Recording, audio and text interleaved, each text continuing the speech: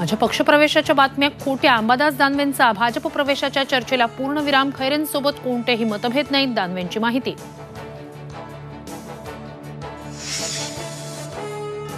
राष्ट्रवादी शरद पवार पक्षाची आज यादी येण्याची शक्यता. शरद पवार पक्ष 10 जागेवर लोकसभा लढणार असल्याची सूत्रांची माहिती.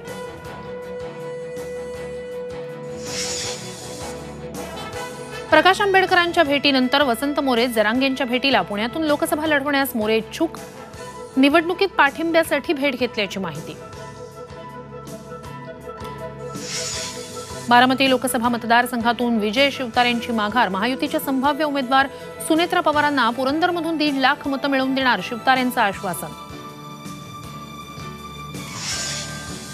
नाशिकमधून लोकसभा निवडणूक लढण्याचे भुजबळांचे संकेत. राष्ट्रवादीच्या चिन्हावर निवडणूक लढण्याचा निर्धार.